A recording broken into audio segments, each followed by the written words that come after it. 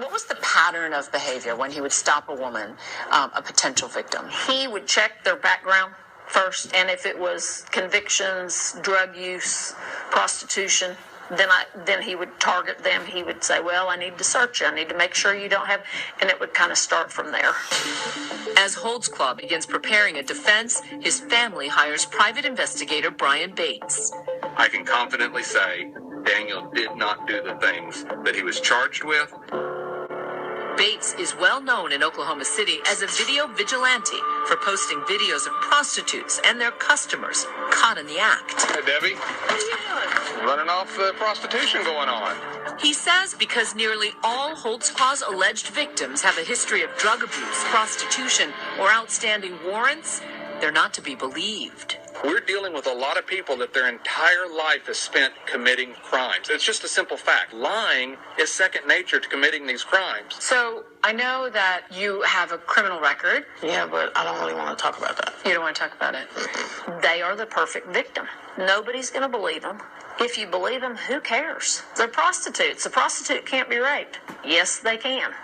Yes, they can. So that's why he was picking these kind of women, because that's the perfect victim. Perfect victims, but far from perfect witnesses. The Holtzclaw private eye, Brian Bates, plays me several police interviews he says prove the women are not credible. Remember Carla Raines, the woman who says she was forced to expose herself? In her police interview, at first, she repeatedly denies she's a victim at all. Have you ever come to any contact where an officer has been inappropriate? No. You ever had to expose yourself to them? No. 5 times she says she's not a victim. Another alleged victim can't pick Holtzclaw out of a lineup. That's him. Okay. I think. Okay, well, I've got several photographs to show you. So I'm not really sure. She couldn't identify Holtzclaw in a photo lineup. Right. They don't look at their face. Perhaps the most bewildering inconsistency, Holtzclaw is 6'2", with white and Japanese parents. But Sherry Ellis tells detectives the man who assaulted her in a schoolyard was a short, black man. Tell me your description of him. He's black. He's a black male. Muscular. Muscular. Is he taller than you or shorter than Maybe you? like right here. Maybe. Like that. So you think he's shorter than you? Yeah. You describe him as being like this to you, right? Mm-hmm. And you're about 5'10", 5'11". 5'11"? Yeah. Daniel Holtzclaw's like 6'2". Oh, see?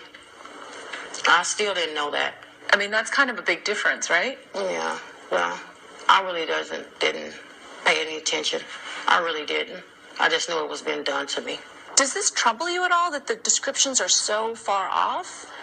No. Can you imagine going through that trauma and then trying to remember how tall he was, how much he weighed, what did he look like when you're being sexually assaulted? You know, that's the last thing on your mind. Among their many other problems, most of the 13 accusers never reported the sexual assaults. Why do you think all the other women stayed silent? Because of their lifestyle and their relationship with the police department. But one woman did not stay silent. Remember Janie Liggins, daycare worker and grandmother? She went to police right away, within hours. How did she describe the attacker? She said that he was big, muscle bodybuilder big. She thought he had blonde hair. Once he started doing the things he was doing, she was afraid to look at his face, and she was afraid to look at his name tag because she thought if he saw her doing that he would kill her.